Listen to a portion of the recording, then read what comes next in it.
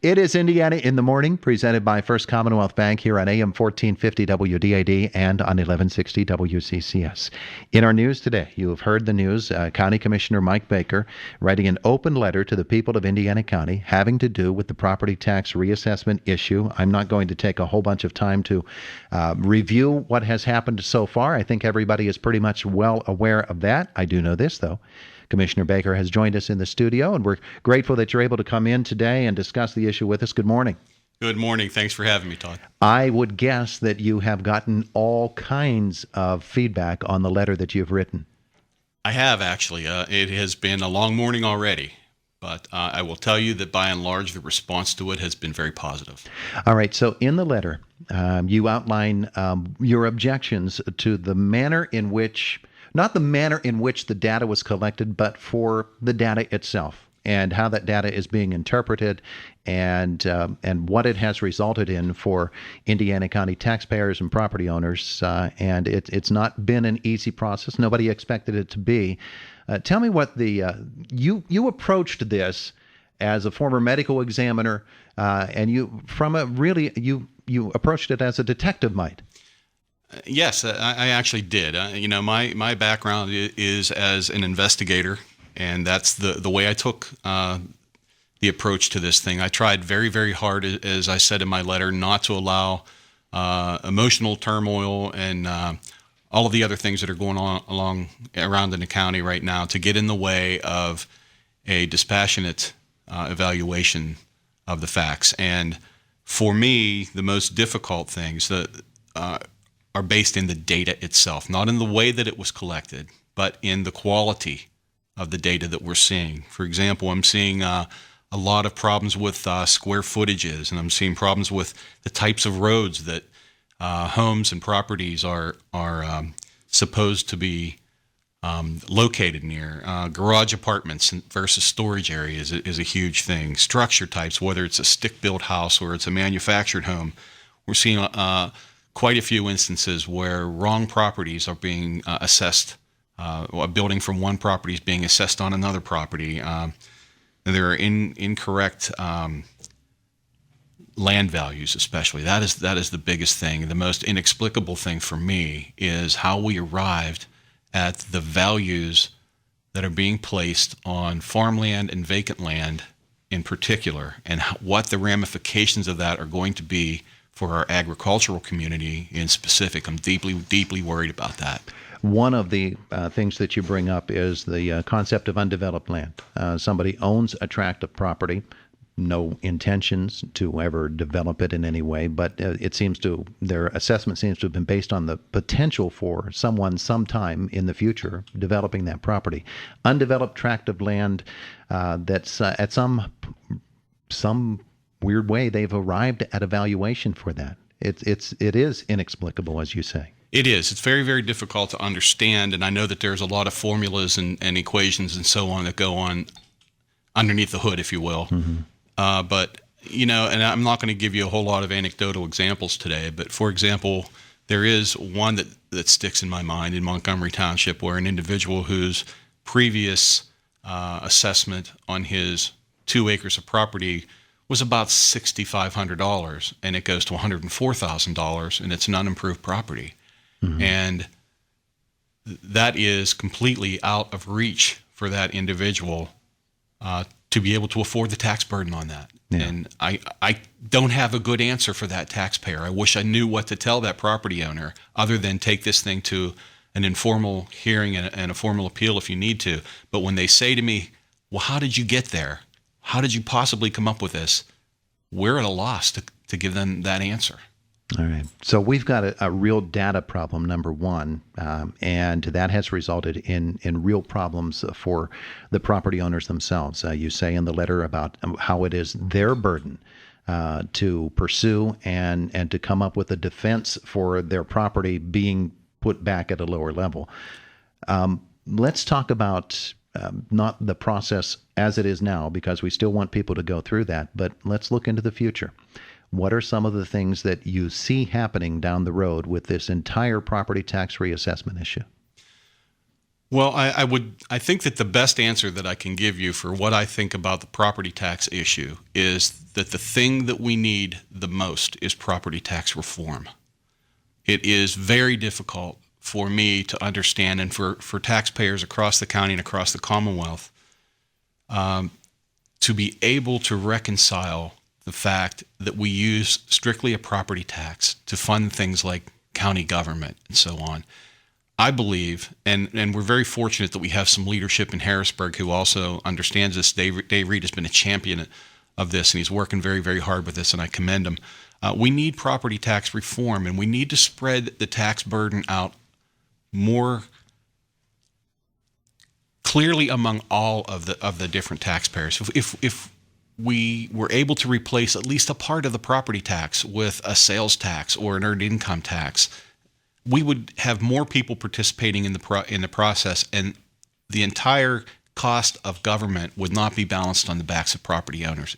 To me, it's just an unfair way of doing it. And one of the things that you point out is that, as you say, you will not preside as a commissioner over the destruction of the agricultural industry in Pennsylvania and in Indiana County. Well, that's exactly right. And I know that sounds like a bit of an emphatic statement, and it is, but it's a passionate statement for me. I'm very, very worried about what's going to happen to our agricultural community, our farmers and timber folks.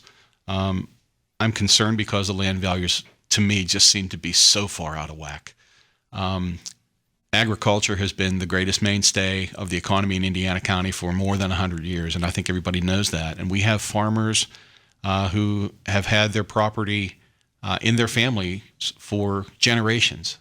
And the last thing that I want to do as county commissioner is be the one that has to tell them that you're about to lose the family farm. Yeah. And our economy here in Indiana County could never survive without the agriculture that we have. County Commissioner Mike Baker has written an open letter to the citizens of Indiana County. You can read that letter at our website, WDADradio.com, 1160WCCS.com. It's also on our Facebook pages. One of the things that puzzled me looking at my property and then at adjacent properties in the neighborhood was it seems like some of the data was just taken out of nowhere. Without asking, they say, when was this building put? They don't ask when was this building put up. They just decide it was put up on a specific date. And in my case, they said a particular building was put up in 2000. It was there when we bought the place in 1991 and had been built in 1978. Those sorts of things. But then also there's a letter grade applied to what your house looks like or what the property looks like. If that's a part of the whole valuation process, what incentive is there for people to actually improve their homes and to build and to have a nice home? Well, that's a very good question, and it goes back to the whole property tax question again. But I will tell you this, that I don't think that property owners should be penalized for keeping up their properties and doing right things and making sure that their neighbors don't have an eyesore next door to them and so on. You alluded a moment ago to the letter grades and so on about property condition and so on. You know, those bits of information are out there on the internet for people to look at, but what we're having problems with is they don't have anything to compare those letter grades to. If it's a C, what does that mean? Mm-hmm. You know, or whatever the code or whatever that happens to be, how does that relate? What does that mean? And I don't have that answer for them. Yeah. One of the questions I asked you a couple of moments before we went on the air was, what has been the reception from your fellow commissioners? Have you spoken with your fellow commissioners about this? And what has been their reaction? Well, I haven't spoken to them about this. This is a decision I think that each commissioner has to come to himself or herself, and I certainly wouldn't want to put words in their mouth. I will tell you this, that my colleagues are very much engaged in this process with the tax reassessment. It is an all-consuming burden right now on the commissioners, and I know that they are just as deeply concerned about what's going on as I am. I have not spoken to them about it. I didn't ask them to commit one way or another whenever I came out, because I just felt as though that it was placing them in a position where maybe might be difficult for them. With or without having discussed it with them, do you foresee yourself introducing some sort of ordinance, some sort of regulation, some sort of action on the county commissioner's part having to do with this reassessment? I know that we're going to have to develop a plan going forward. I don't know exactly what that plan is going to look like right now, whether it's going to be different timelines or putting together maybe an ad hoc group of real estate experts and so on, hopefully local people who will be able to come in alongside of us and help us get a handle on what's going on here. But I know that we're going to have a plan going forward, and I'm anxious to see what that's going to look like. Do you foresee a resolution calling on this property tax reassessment and therefore the new tax structure taking effect in 2016, putting a halt to that until something is decided?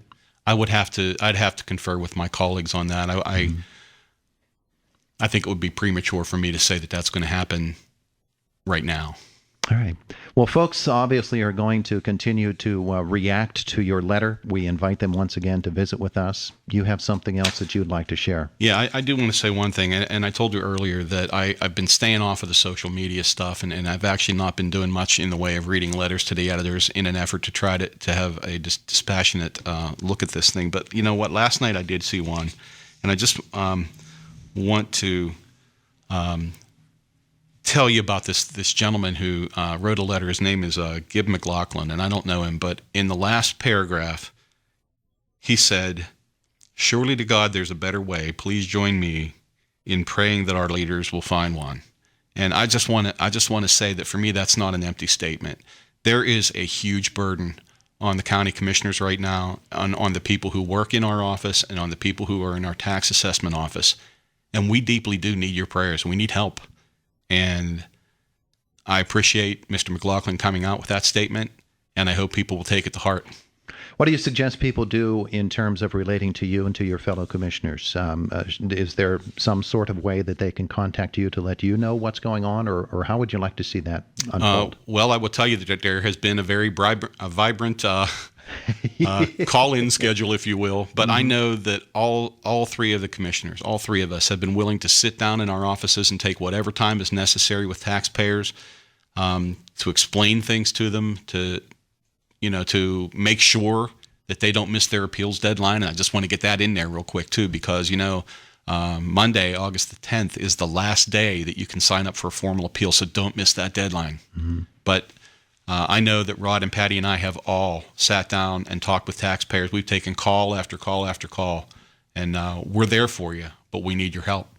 He's County Commissioner Mike Baker. Thank you so much for taking the time to be with us this morning. Pleasure. Thank you very much. It is Indiana in the Morning. AM 1450 WDAD, 1160 WCCS.